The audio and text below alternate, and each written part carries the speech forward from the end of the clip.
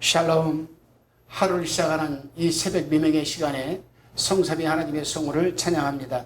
오늘은 레위기서 2장 1절로 16절까지의 말씀을 요약 강의 큐티로 나누고자 합니다. 오늘 본문은 소제에 관해서 기록하고 있습니다. 레위기서에는 5가지 제사를 다루고 있는데 번제, 소제, 화목제, 속제제, 속건제입니다. 그 가운데 오늘 우리가 묵상하고자 하는 제사는 바로 두 번째 제사인 소제입니다. 소제는 유일하게 피 없는 제사로 곡식으로 드리는 제사입니다. 번제가 가죽을 제외한 동물 전체를 불에 태웠다면 소제는 단지 한 움큼만 기념물로 불에 태우고 나머지는 제사장들에게 주어서 먹게 하였습니다.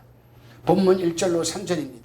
누구든지 소제 예물을 여호와께 드리려거든 고운 가루로 예물을 삼아 그 위에 기름을 붓고 또 그 위에 유향을 놓아 아론의 자손 제사장들에게로 가져올 것이요 제사장은 그 고운 기름가루 한 줌과 그 모든 유향을 취하여 기념물로 단 위에 불사를 지니 이는 화제라 여호와께 향기로운 냄새니라. 그 소제의 남은 것은 아론과 그 자손에게 돌릴지니 이는 여호와의 화제 중에 지극히 거룩한 것이니라. 아멘. 소제를 히브리어로 미나라고 부릅니다. 미나. 이 뜻은 선물, 조공이라는 뜻이 있습니다. 즉 소제는 예배자가 하나님께 드리는 일종의 선물이나 조공이라고 볼 수가 있는 것입니다. 이스라엘은 하나님과 언약을 통해 종속되어 있었고 그들은 제사를 통해 하나님께 그들이 신실함을 보여야 했습니다. 다시 말하면 그리스도인은 하나님과 언약을 맺은 자들이고 선물을 통해 하나님을 기쁘시게 해야 하는데 그 선물이 바로 소제이고 오늘날 예배라 할 수가 있습니다.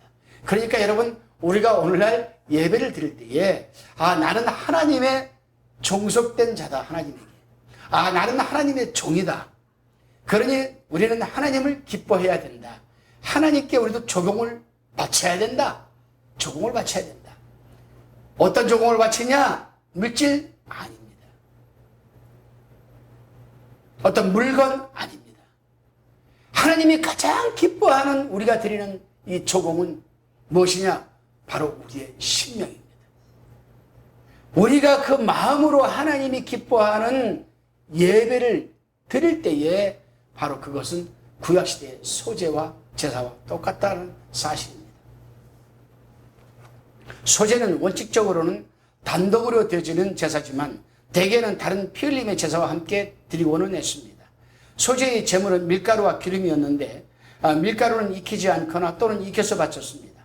익혀서 소제를 드릴 경우 화덕에 굽거나 아니면 철판에 굽거나 아니면 냄비에 익혀서 요리하도록 했습니다. 그리고 그곳에 유향을 넣도록 했는데 이 유향은 익히지 않은 곡식으로 소제를 드릴 경우에도 고운 가루에 기름을 섞은 다음에 넣도록 했습니다.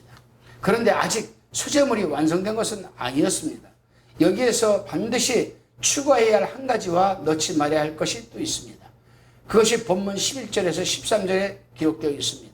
11절에 보면은 물은 너희가 여호와께 드리는 소제물에는 모든 누룩을 넣지 말지니 너희가 누룩이나 꿀을 여호와께 화제로 드려 사르지 못할지니라 했고 다시 13절에 보게 되면 내 모든 소제물에 소금을 치라 내 하나님의 언약의 소금을 내 소제에 빼지 못할지니 내 모든 예물에 소금을 드릴지니라. 아멘. 소제물에 넣지 말아야 할 것은 누룩과 꿀입니다. 누룩과 꿀은 변질과 부패를 상징하는 의미가 있습니다. 누룩처럼 부풀리고 꿀처럼 겉만 달콤하게 포장하는 그런 모습은 하나님께 드려야 할 모습이 아니라는 말입니다. 이런 모습의 중심에서 하나님은 바로 변질과 부패를 찾아내신다는 것입니다. 그렇습니다, 여러분. 오늘날도 우리가 예배를 드리게 될 때에 우리의 심령이 여러분 이 부패되고 화려하게 겉만 번드르르한 그러한 예배, 제사 하나님이 절대로 기뻐하지 않습니다. 이 하나님 앞에 나와서 예배 드리는 데에는 세월이 중요하지 않습니다. 연륜이 중요하지 않는 화려하게 드리는 것 중요하지 않습니다. 검소하게 드려도 신령과 진실로 예배를 드려야 된다는 거죠. 부패되지 않은 그러한 심령으로 맑고 깨끗하고 정성스러운 마음으로 우리의 마음을 드리는 거지 겉만 드리는 것 아니에요. 우리가 신앙생활을 하다 보게 되면은 교회에 장로다, 집사다, 권사다, 교회에 올 때에 성경책을 들고 참 거룩한 모습으로 나옵니다. 그러나 그들이 교회에 와서 예배를 드리고 돌아가서 살아가는 삶의 현장에서는 전혀 아니오시다라는 삶을 살아가는 사람들이 얼마나 많은지 몰라요. 그런 사람들이 한 주간 그렇게 살고 아버지 앞에 나와서 예배 드릴 때는 어떤 모습으로 예배를 드리겠습니까? 그 심령들은 어떠한 형편에 처해 있겠습니까? 겉만 번들어한 거죠. 달콤한 거죠. 꿀처럼. 이어서 소재버린 반드시 넣어야 할 것을 또 말씀하고 계시는데 바로 소금입니다. 이것은 누룩과 정반대인 불변성과 변질되지 않음을 의미하는데 이것을 믿는 우리가 취해야 할 태도이기도 하지만 하나님의 언약의 불변성을 표현하기도 합니다. 그렇습니다, 여러분. 그리스도인은 소금으로 세상에 스며들으며 세상을 밝히는 자로 부패되는 것을 막는 자로 살아가야 합니다. 그런데 그렇게 살 수 있는 삶의 근거와 동력은 바로 흐르는 세월 속에서도 변화하는 세상 속에서도 언제나 변치 않으신 하나님과 하나님의 약속에 근거하고 있는 것입니다. 우리가 매일 상기하고 붙들어야 하는 것은 바로 변치 않으시는 하나님과 그분의 약속입니다. 그 약속은 좌절스러운 현실 속에서도 소망을 보게 하시고 보이지 않는 터널 속에서도 빛을 보게 하십니다. 그리고 그 소망이 바로 오늘 우리가 서 있어야 할 소금의 자리를 든든히 지켜가게 하는 힘이 근원이 된다는 사실입니다. 소제는 곡식으로 드리는 감사의 제사였다고 말씀을 드렸습니다. 보통 다른 제사를 드릴 때 그 제사에 붙여서 소제를 드리곤 했습니다. 형편상 짐승을 바치기 어려운 사람들은 곡식으로 드리는 소제만으로도 하나님께 나갈 수가 있습니다. 짐승을 살 수 없을 만큼 가난한 사람들에게 대한 하나님의 배려입니다. 중요한 건 얼마나 값비싼 제물인가가 아니라 제사 드리는 사람의 자세와 태도인 것입니다. 그렇습니다, 여러분. 오늘날도 교회에 와서 어떻게 살아갔던 한 주간을 살아왔던 그 살아온 것을 기억하지 않고 중요시하지 않고 하나님 앞에 주일날 나와서 헌금은 내가 얼마큼 하느냐 11절을 얼마큼 했느냐 하느냐 여기에 관심을 갖고 있는 사람들이 있습니다. 교회에 와서 11조 얼마를 냈다. 난 11조 이달에 얼마 드렸다. 주일날 헌금을 얼마 했다. 선교 헌금을 얼마 했다. 건축 헌금을 얼마 했다. 이거 다 상관이 없는 겁니다. 하나님은 그러한 것을 보시는 것이 아니라 물론 그렇다고 헌금을 드리지 말라는 뜻은 아닙니다. 여러분들이 헌금을 드리는 것은 교회를 섬기고 하나님의 구속의 은혜와 제삼의 은총에 대한 감사의 표가 아니겠습니까? 또 교회는 그 돈을 가지고 그 물질을 드려진 물질을 가지고 하나님의 영광을 위해서 쓰임을 또 하고 있다라면 분명 그 교회와 그 헌금을 드린 사람은 하늘의 상급으로 쌓아지겠죠. 그러나 하나님은 그러한 것을 바라보지 않습니다. 하나님이 가장 기뻐하는 것은 뭐냐? 예물을 드릴 수 없는 상황이라 할지라도 그 마음의 중심으로 예배를 드리는 사람을 하나님은 기뻐하신다는 거죠. 그 예배를 받으신다는 사실입니다. 우리는 예배 드릴 때 이 예배를 하나님이 받으실 건가 안 받으실 것인가 생각합니까? 안 하죠. 안 합니다. 무조건 예배 드리고 목사님이 강대상에서 설교하면 아멘 하면은 예배 드린 줄 압니다. 아니에요. 천만의 말씀입니다. 아닙니다. 절대 아닙니다. 그렇기 때문에 나는 오늘 주일날, 수요일날, 금요일이든 뭐든 예배드려 나오게 되면은 공적 예배, 공예배에 나오게 되면은 나는 오늘 하나님께서 기뻐하시는 예배를 드려야 되겠다라는 마음과 자세와 생각 굉장히 중요하거든요. 굉장히 중요합니다. 우리는 얼마나 우리의 능력을 쌓는데 애를 쓰고 있습니까? 그리고 신실하게 믿는 자들은 살아가는 삶으로 주님을 기뻐하게 하고 예배드리는 자들이 얼마나 높은 위치에 올라가서 하나님께 값비싼 것을 드리는 것이 하나님의 주관심이 아니라 있는 그 자리에서 얼마나 하나님의 사랑으로 사람들을 세상을 품고 살아가는가, 얼마나 내게 주어진 그 자리에서 하나님의 임재를 느끼며 감사함으로 살아가고 있는가 하는 것이 하나님이 우리에게 향하신 관심사입니다. 마치 하나님께서 우리에게 능력을 요구하시는 것처럼 능력을 쌓아서 하나님께 겉보기 최고의 것을 드려야 하는 것이 우리의 모습일지도 모르겠습니다. 하지만 하나님은 우리에게 능력을 요구하지 않습니다. 하나님은 우리에게 물질을 요구하지 않습니다. 왜요? 이 세상의 모든 물질은 당신 것이기 때문에. 또 우리 인간에게는 당신이 개입하지 않으면, 당신이 부어주시지 않으면 절대로 능력이 없는 걸, 인간들의 능력이 없음을 하나님은 알고 계시기 때문이죠.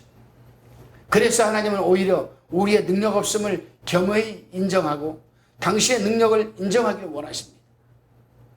참으로 주님을 예배한다는 것은 바로 우리에겐 그 어떤 능력도 없다는 것을 겸허하게 인정하고 하나님의 능력을 받아들이는 자세를 의미하는 것입니다.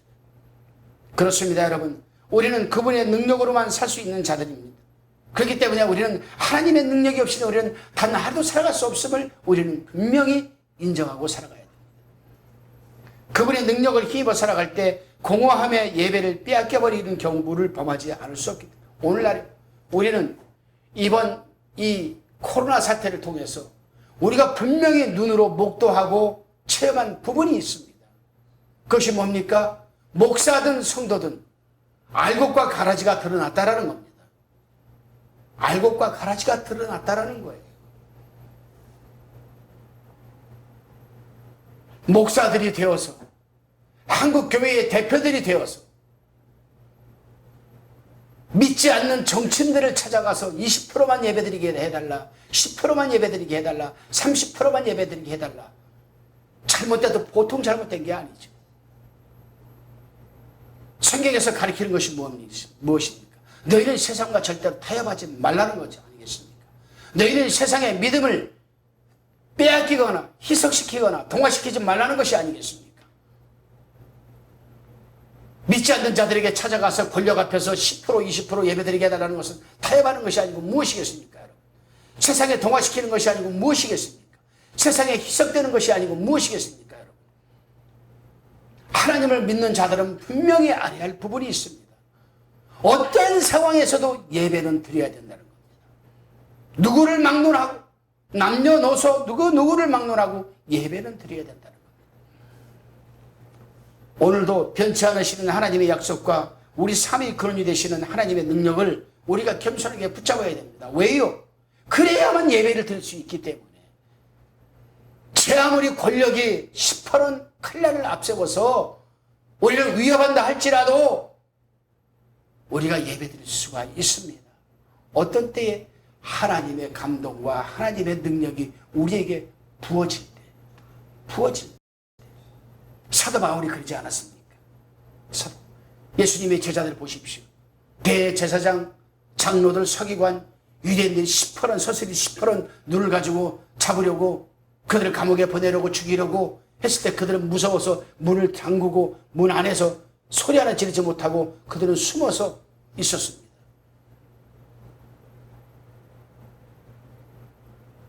그때 성령의 능력이 부어지기 시작을 해요. 잘 들으셔야 됩니다. 120문도가 다락방에 모여서 기도할 때 처음부터 성령이 불이 같은 것이 갈라지면서 내려왔습니까? 임했습니까? 아니거든요. 언제 내려왔습니까? 그들이 120문도가 온 힘을 다해서 기도하는데도 성령이 내려오지를 않았어요. 내려오지 않았습니다. 그런데요, 베드로가